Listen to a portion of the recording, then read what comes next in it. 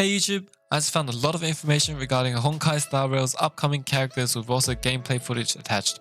Now, if you haven't pulled a 5-star character from the 1.0 Sealer banner yet, don't worry, there are some very exciting characters coming out. Before I get into details though, please do keep in mind that none of the characters' details or release dates are officially announced yet, so please do take the information with a grain of salt. In the first phase of 1.1, we are getting Silverwolf. She is probably the least exciting out of all the upcoming characters in my opinion, as a kit is a little similar to Paylor's. We already had the opportunity to playtest her a little bit during the beginning of the game. She will be a Nihility character who deals quantum damage, with her kit mainly focusing on shredding defense and applying weakness. Currently, there's only 2 characters in game who does quantum damage, which is Sealer and Qingque. This could potentially move her up into a really strong position just because of her element type. So right now in the game, while there are a lot of different element types, every element other than freeze, quantum, and imaginary is just basically different types of damage over time after you trigger a break.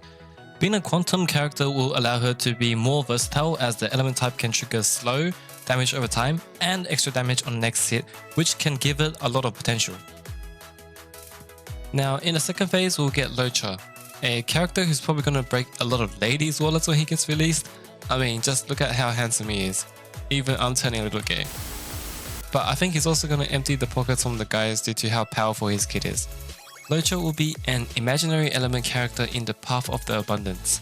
Now, rumors are saying that he will be a support character that scales with attack, with an ultimate that does AoE damage to the enemies, while also allowing his allies to heal off their own attacks. His basic skill is a single target heal, which is whatever, but somewhere in his passive he can also do group heals.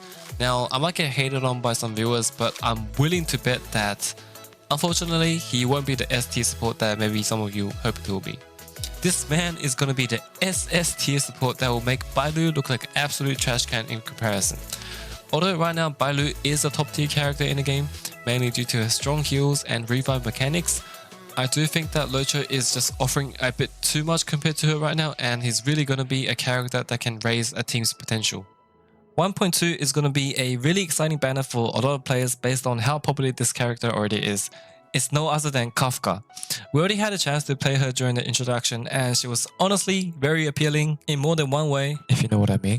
Her abilities looked really amazing, with both her skill and ultimate able to do AoE damage. She's a lightning character in the Path of the Nihility, which is honestly a little surprising considering that from her initial gameplay she looked more like a pure DPS character, and currently Nihility characters are more like supportish types.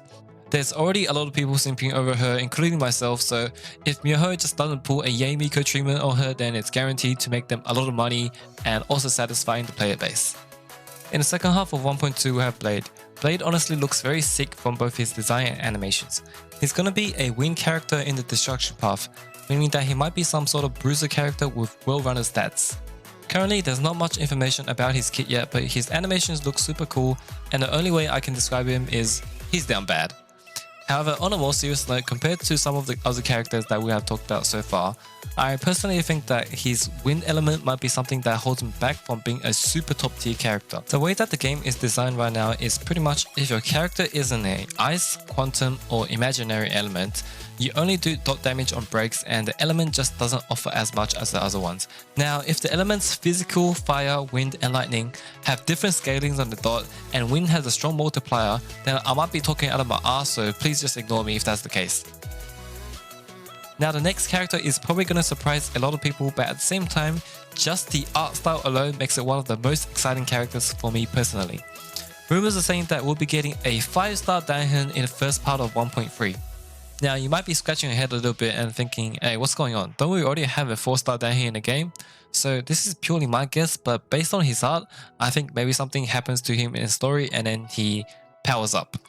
Unfortunately, there isn't much information about him yet. We don't know anything about his element or his kit, and this is just another wild guess of mine, but if this character's release is true, then it possibly means a lot more things for the future of the game and future characters. If a 5-star Danhen is possible, maybe we'll get a 5-star March 7th, and possibly remake of other 5-stars in the game right now. The last character in 1.3 is rumored to be Full Strand. Again, there's not much information about the character's kit yet, but she will be a character in the preservation path who deals quantum damage.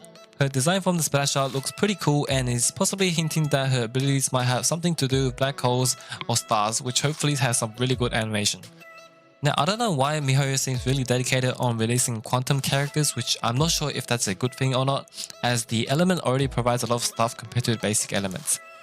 Quantum provides a mix of crowd control and a lot of extra damage if the character is able to hit them again after triggering a break. So I do hope they are somehow able to balance the future characters and not power creep the existing characters too much and too fast.